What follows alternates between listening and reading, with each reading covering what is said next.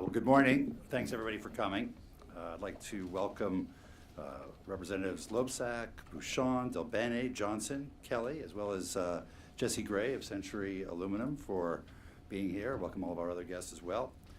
Throughout this administration, our work on trade enforcement has been fully a bipartisan effort, and all the members of Congress here have been tireless advocates for strong enforcement of our trade agreements, and I've appreciated all of our work together. Today, the Obama administration is once again demonstrating its commitment to hold a fair and level playing field for American workers. This administration has been engaged in push China to address issues around excess capacity across a range of sectors. We made excess capacity a top priority in our bilateral engagement with China from the president on down, including at the JCCT and the SNED. We built support for our position among the G20 countries and together launched the Global Forum, which will meet in February to address the issue of excess capacity in steel. And today, we're launching a new WTO case against China concerning its unfair and WTO illegal subsidies to certain producers of aluminum.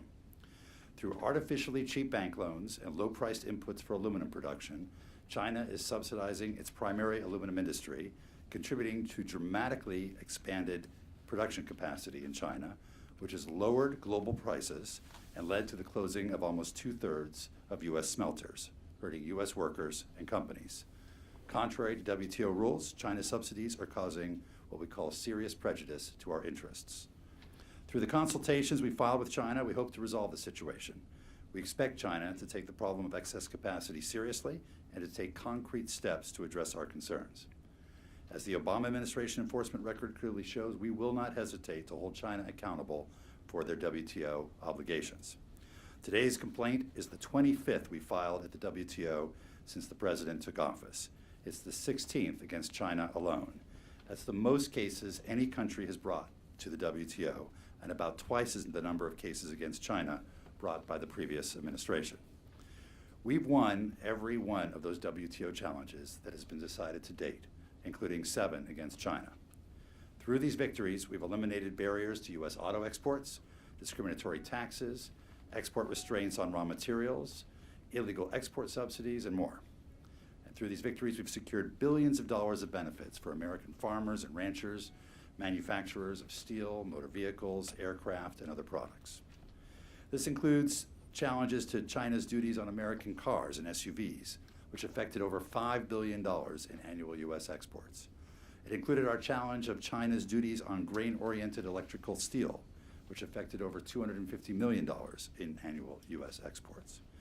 Through these victories, we've worked to ensure that workers and farmers across the country are able to earn the reward of honest work rather than be undercut by unfair competition. But I want to be clear, litigation and dispute settlement are just one part of a comprehensive strategy to stand up for American workers and businesses. There are literally hundreds of trade barriers that we've resolved without having to launch litigation. Take beef. Over the course of the last 8 years, through consultations, we've eliminated unjustified barriers to our beef exports to Mexico, Japan, Korea, Colombia, Saudi Arabia, Peru, and South Africa. Chicken. Through consultations, we've eliminated unjustified barriers to our chicken exports to South Africa, Colombia, and Saudi Arabia. And during the past year, a number of online markets listed in our Notorious Markets report have been shut down, such as Cuevana TV. And these are just a few examples. A second key element of our enforcement strategy is the negotiation of high-standard trade agreements. And through these high-standard trade agreements, we're able to write clear, strong, and fully enforceable rules. There's no chicken and egg problem here. Trade agreements and the obligations they contain come first. Only then are we able to see higher standards enforced. Without trade agreements, how do we get other countries to raise labor standards? How do we compel them to put in place stronger environmental protections? So trade agreements that make sure trade is both free and fair is how we write those rules. The next administration will have to chart its own course on trade policy, but as they do, I'd encourage them to look carefully at our enforcement record. It's a record of bringing important cases, strong cases, cases that make a difference. It's a record that's earned the support not just from American business, but also from organized labor, from Democrats and Republicans. And I'll make one final point. Our ability to execute on a strong enforcement agenda relies on strong enforcement architecture. This administration has worked consistently to build an enforcement architecture that is as robust as the challenges we face. It's why the President created the Interagency Trade Enforcement Center, to bring together expertise from across the federal government into one organization to root out unfair trade practices and help prosecute complex, systemically important cases. And that's why we've added about 30 staff to US2R, between ITEC and our General Counsel's office, to strengthen our trade enforcement capabilities. That's why the President signed the Trade Enforcement Act, where Congress gave us critical tools to address unfair currency practices, combat duty evasion, and prevent counterfeit goods from entering the United States. And yes, that's why the President concluded the high standard trade agreements like the Trans-Pacific Partnership, to put strong rules in place on everything from labor and environment to state-owned enterprises, intellectual property, and the digital economy. 95% of the world's consumers live outside the United States. 80% of the purchasing power is outside the United States. The United States is a mature economy, growing at 2 to 3% a year. Emerging markets are growing at 4, 5, 6, 7% a year, and there's great demand for the kind of manufactured products, capital equipment, services, and innovations we excel at producing. We'll only succeed at maintaining and creating the well-paying jobs in the United States we all seek if we're effective in opening markets, raising standards, leveling the playing field, and making sure that other countries play by the same rules we do. Trade enforcement, like the action we're taking today, is key to that process. Our ability to protect our workers, farmers, and ranchers and businesses through trade enforcement relies on a system of rules. Rules that promote fairness rather than discrimination. Rules that guard against trade wars and economic nationalism. I want to thank all the people who were involved in preparing the case today across all of USTR, from the other agencies, from the private sector, from labor, and from Congress. The incoming administration will have to make a number of critical decisions on trade, but I'd encourage them to continue our efforts to bring systemically important cases, to build out our enforcement architecture, and to ensure that the system of rules are as strong and the standards being negotiated are as high as possible. That's how we'll keep America great. Thanks very much. I'd like to introduce Wally Adeyemo, who's our Assistant to the President for International Economic Affairs.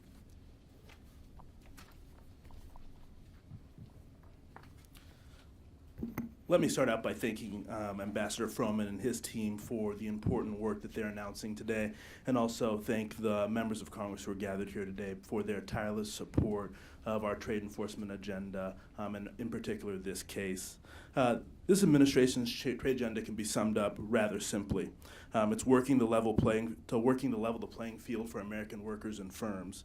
And as the President has made clear, when American workers, businesses, and farmers have a fair shot to compete in the global economy, we win. And when other countries flout the rules to try and undercut American workers and farmers, we hold them accountable.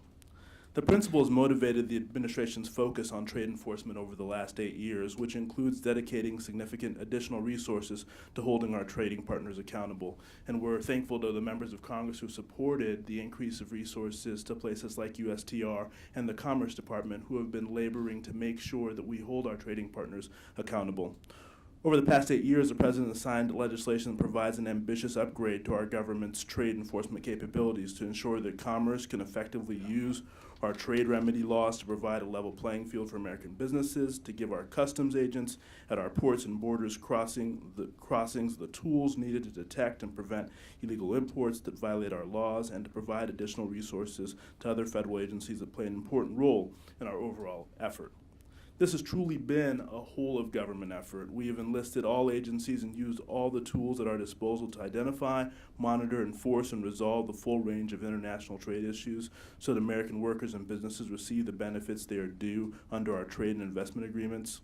For example, the Commerce Department and U.S. Customs and Border Protection are currently enforcing 370 anti-dumping and countervailing duty orders, covering approximately 150 products from China, from tires to washing machines to steels, with duties as high as 620%.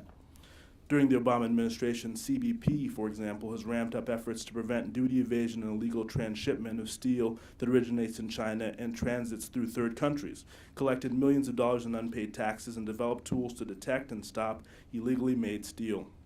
In addition to our domestic enforcement action, as Ambassador Froman mentioned, we have aggressively worked to build international coalitions to also hold bad actors accountable. The latest example, of course, is the work we're doing to address steel overcapacity and overcapacity in general in the Global Forum on Steel Excess Capacity, with the goal of addressing unfair government policies that support overcapacity. And in addition to the work that's being done by many of the traditional trade agencies under this president's leadership, all agencies in the cabinet have taken a role in advancing our trade agenda, particularly the enforcement agenda, working through the State Department, the Department of Labor, the Treasury Department, and USDA to advance labor rights by pressing countries to effectively enforce their labor laws as required under our free trade agreements, including in Colombia, Honduras, and elsewhere, to protect the environment and stop deforestation that hurts our climate, including in Peru, ensuring that countries apply health measures that are based on sound science and protect intellectual property rights, just to list a few of the things that we have been working on as part of our trade enforcement agenda. America has always succeeded when we compete on a level playing field. This is not only true for our companies, but it's also true for our workers. This is why the President has been focused on advancing our aggressive trade enforcement agenda, and we're proud of what we've accomplished. As I close, I wanted to say a word of thanks to the career officials at the various agencies that have taken the lead on advancing our trade agenda overall. They're dedicated public servants who have tirelessly worked to advance the best interests of the American people, and we're all very grateful for their service. With that, I have the honor of introducing Representative Loebsack, who has been a tireless champion of the Congressional Aluminum Caucus, and appreciate him coming up here to say a few words.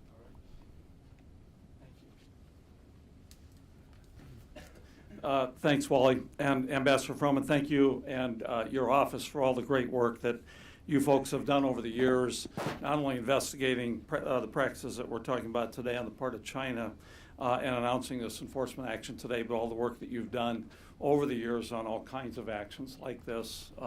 We know it's an incredibly, increasingly competitive world economy out there, but we have to just make sure that everybody's playing by the rules, so that our workers, our companies have a level playing field, because we know they're going to be great at it. They're going to succeed if they have that level playing field. I'm really happy to be here too, because this is such a bipartisan effort.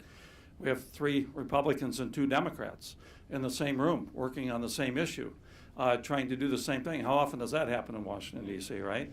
Not very often. And I want to encourage the new administration coming in to continue to do the same kind of work, even intensify that work, if that's possible to do that going forward. Folks think of Iowa as a farm state, and we are largely a farm state. There's no question about that. But we also have a lot of manufacturing in the state of Iowa. The aluminum industry itself is very important in my district with Alcoa. It's an integral part of the economy in Iowa. And folks don't think about that, but it's really true.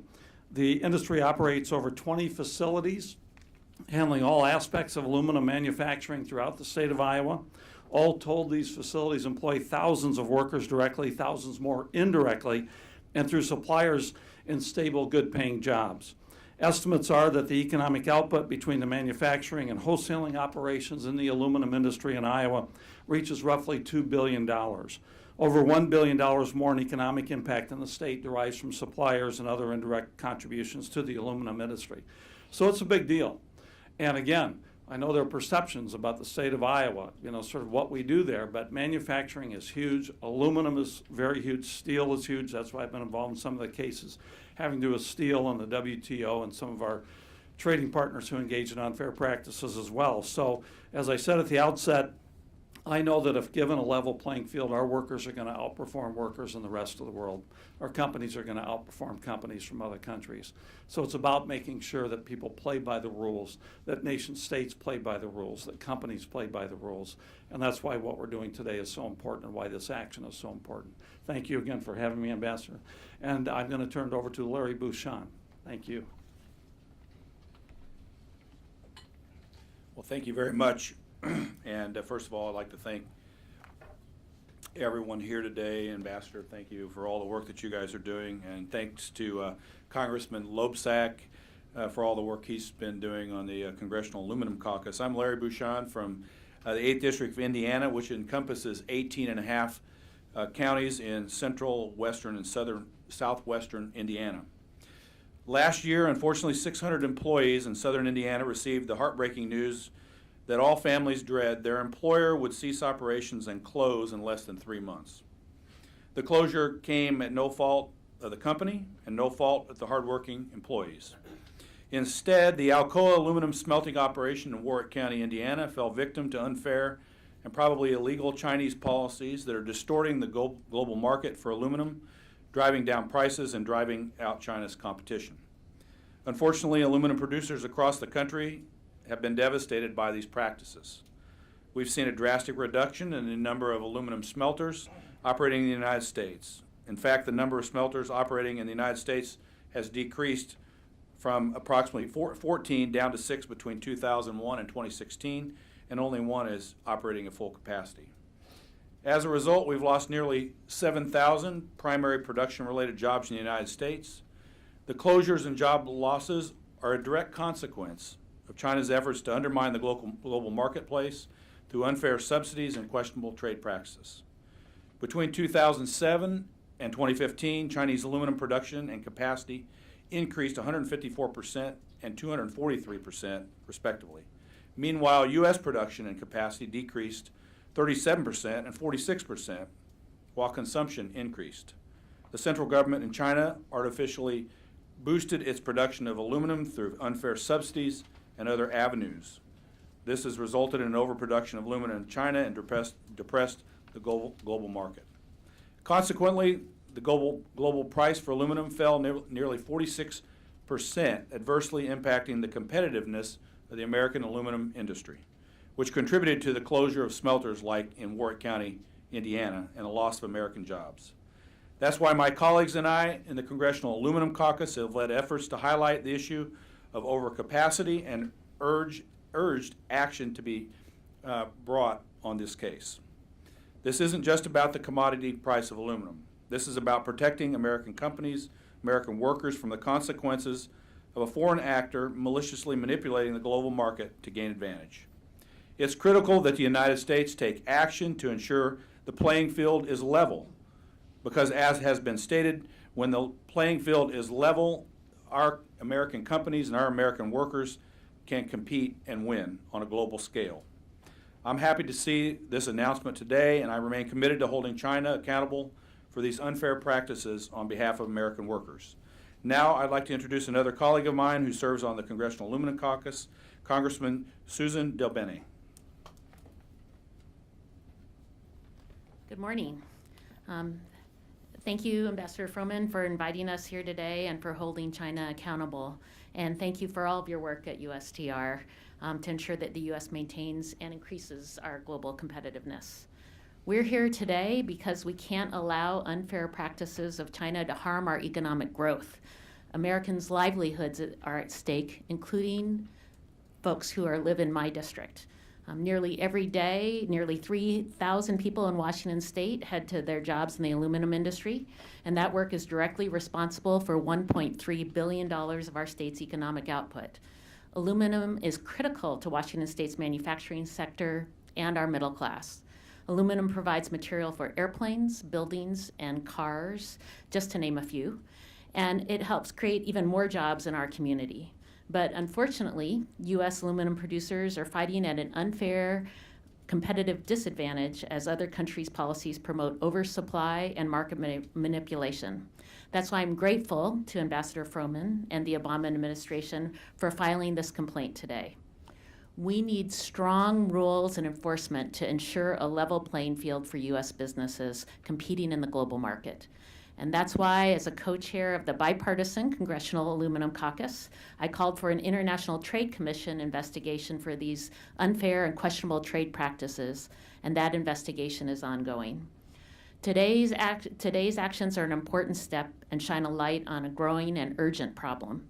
It's my hope that this enforcement action will spur China to come to the table and have a broader conversation about the entire aluminum supply chain. This problem is too important to get caught up in a protracted battle that could take years. The incoming administration should pick up the baton and keep the pressure on to resolve this as quickly as possible. Thank you, and now I'd like to introduce Congressman Bill Johnson from Ohio. Well, thank you. It's really good to be here this morning to join my colleagues in saying thanks to the Ambassador, Ambassador Froman, the White House, for bringing this important action through the World Trade Organization against China. I am Bill Johnson. I represent a district in the manufacturing belt of Ohio. It extends from about an hour outside of Cleveland to an hour outside of Cincinnati, borders the states of Pennsylvania, West Virginia, and Kentucky. And we've seen the impacts, the negative impacts of the kind of trade practices, overcapacity, overproduction that China's up to. I'm really encouraged by what we see happening today. The aluminum industry, as we all know, is a vital driver of the American economy, not simply throughout my district in eastern and southeastern Ohio, but across our state and across our country. Hundreds of thousands of jobs rely on its success, and it plays a key role in our nation's manufacturing base. So I look forward to working with Ambassador Froman and the team at USTR and others, along with my colleagues, to monitor and watch this case go through. You got to be optimistic at the track record that they've had and the many cases that they've won. The evidence is certainly on our side, so I'm encouraged by that, and I look forward to playing a constructive role along with my colleagues in watching this get done. And with that, let me turn it over to my colleague, my neighbor across the state lines in Pennsylvania, Representative Mike Kelly. Thank you, Bill. Good morning, everybody. I've got to tell you, I've watched Ambassador Froman, and we talk about the time he's put in. I want you to think about something. He exchanged other things he could have been doing with his life in order to defend our trade policies, in order to make sure that American men and women have jobs. So when we talk today, we talk about all these things in job loss, but I want you to understand, when you talk about a job loss in a worker losing his job, you're talking about the effects that it has on a community, the effects it has in our churches, our schools, and our ability to go forward. So these are so critical. And we see things that are out of whack, and we see China doing things like they're doing, and we're saying, look, you want to have a global economy. You want to have competition. But it better be a level playing field.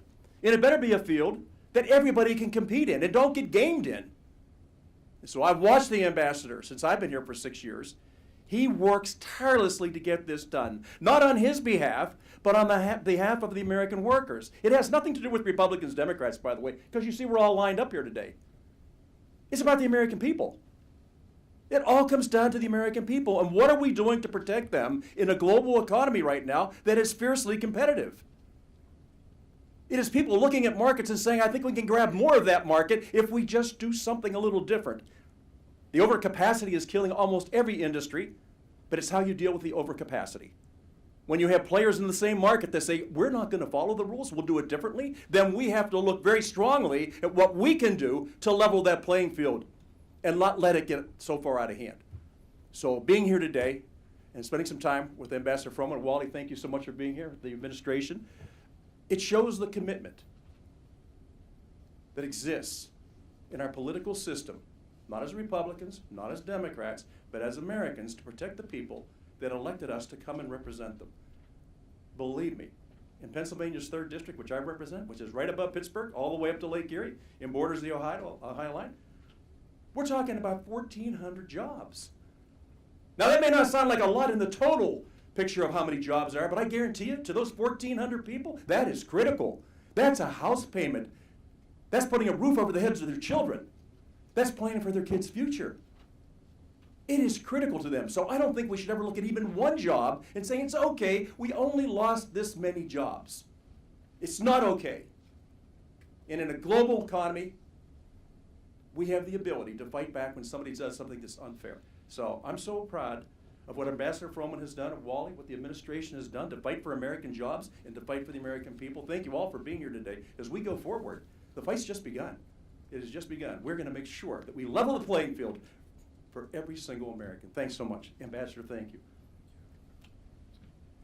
I'm sorry. I get, no. Well, the reason I'm excited is because I like it when we actually do things and don't talk about things. Jesse Gary's here. He's the Executive Vice President and General Counsel for Century Aluminum. And I understand upstairs when we talked, you and the ambassador were talking, it is because of your efforts, combining with the efforts of the ambassador, that we're here today doing this. So, Jesse, thank you for being with us. Thank you, Congressman Kelly. I would just dispute you on one point. I would like truly to thank Ambassador Froman, General Counsel Tim Reif, and the USTR and ITEC staffs for all of the hard work they put in on this case. We know it's an extremely detailed case, and the countless hours were spent on its research and development. It's truly credit to them that the credit is deserved. We also thank Majority Leader McConnell and Senators Brown and Portman for their leadership on this issue, as well as Senators Schumer, Stabenow, Gillibrand, Casey, Merkley, and Wyden, Representatives Barr, Comer, Guthrie, and Rogers, and the representatives here today for their strong support of our efforts. I'd also like to thank the United Steelworkers, the Aluminum Extruders Council, and Brazeway for their work in calling attention to the problems that China's unfair trade practices have caused. Being able to work together as an industry has been invaluable to this undertaking and will remain crucial going forward. Now let me be clear regarding the situation that the American aluminum industry faces today due to China's actions. This is a fundamental crisis, the resolution of which will determine the industry's very continued existence in this country.